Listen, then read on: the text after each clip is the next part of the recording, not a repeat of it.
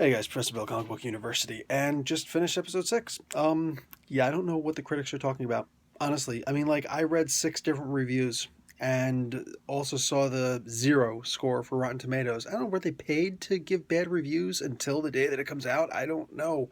Honestly, I'm being dead serious. I don't know why they gave these bad reviews. Maybe they expect to see more Iron Fist in it. Um, this shows that there's a lot of supporting cast in here that is able to handle their own. Iron Fist, Danny Rand doesn't have to, Finn Jones doesn't have to be in every single scene for this to be awesome. Even the bad guys in this one were pretty cool. Um, yeah, anyway, this was the first one actually directed by the RZA. He directed several of them. And it shows because like the tournament Dragon Ball Z style, that's actually what this coming Wednesday, there's going to be a new Iron Fist comic dropping, issue number 1. So great starting off point, and it's supposed to be. I've described it as Dragon Ball Z tournament style with a lot of Kunlun mysticism in it. It's going to be all tournaments, at least in the first couple of issues. I believe the first 6 at least.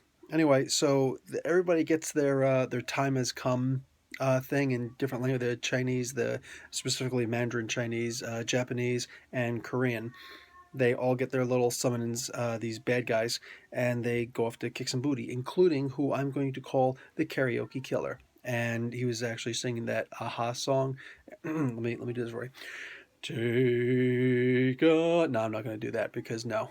Anyway, once you get to that high note, forget about it, man. Ain't no choir boy. But yeah, lei-kung the Thunderer was in this. Now, I was kind of expecting it to be bigger and to have the whole, mask thing and the whole... But no, this was actually good enough. This was good enough. He had the little symbol of lei-kung the Thunderer there. That was his actual sensei. And I loved it. I absolutely loved what I saw in this episode. What do you call it? The crisis management. That was kind of an important thing for this. Danny actually requires crisis management, his whole style. But apparently, he's a friend of the father who helped out, and that was all good. I actually took notes for this one, and I need them. Yeah, what I think that they should have called this episode was Fastest Donkey Cart in Kunlun, because there was that conversation in there. When he got the Aston Martin. Uh, yeah, his whole I can't lose thing.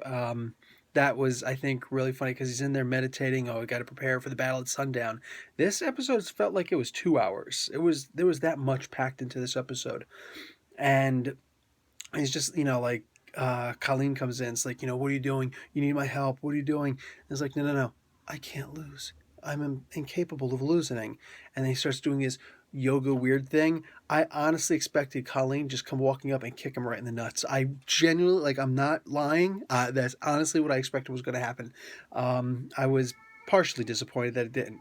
So, Madame Gao. Madame Gao has a master, she says. She says at one point in the very beginning, the whole ritual thing, my master says such and such, such. Is her master Sigourney Weaver?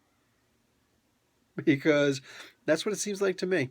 I wonder if she's going to be playing the Beast at this point. The Beast is the head of the head. Like everybody's saying, like, maybe Sigourney Weaver is going to be playing Mephisto, which is essentially the Earth realm version of the devil, Satan.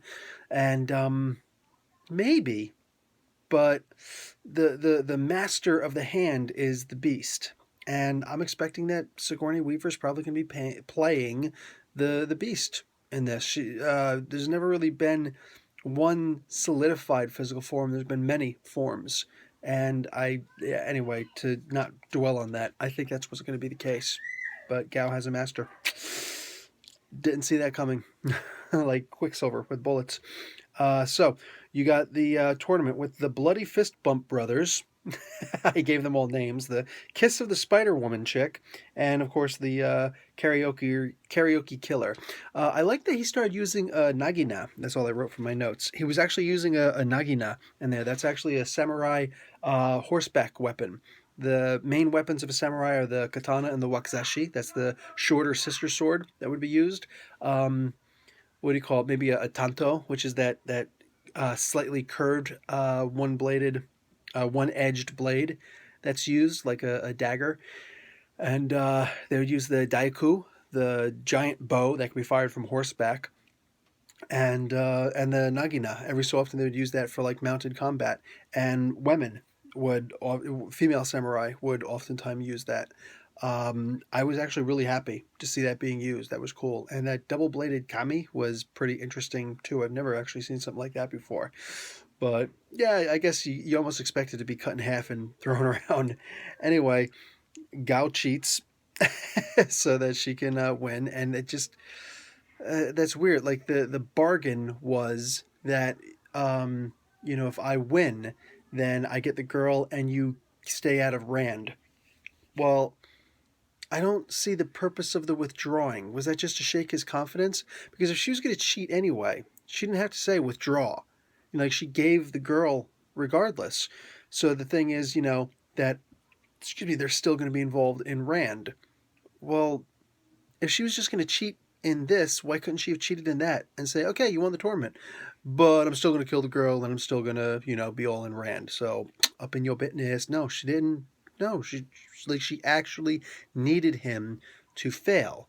And at the end, they did show that lei-kung, the mind melded spirit, like turned his back on Danny. So I guess that shaking his confidence was a really big part of that. Interesting. Um, anyway, this was the all that the critics were able to see, and they all gave bad reviews. I'm actually gonna have to know what non-comic book fans think of this because I like it. You know what I'm saying? It's not the greatest in the world. It's not as good as Daredevil season 1, but I think so far it's better than Daredevil season 2. I mean, and there was a huge supporting cast in there, namely the Punisher and Elektra. Hello. So, I don't know. I honestly don't know what to say about this. I am sad that I didn't see more of Colleen Wing in this. Um, is it bad for me to say that we got to see Rosario Dawson running? I'm just saying. I'm saying. Anyway, so yeah, this was a good episode, and I think that all 6 of these episodes were good. I'm going to continue watching. I'm not tired yet, Dad, so I'm going to just keep watching and see how episode 7 goes. See you there at the finish line. Comic Book University, class dismissed.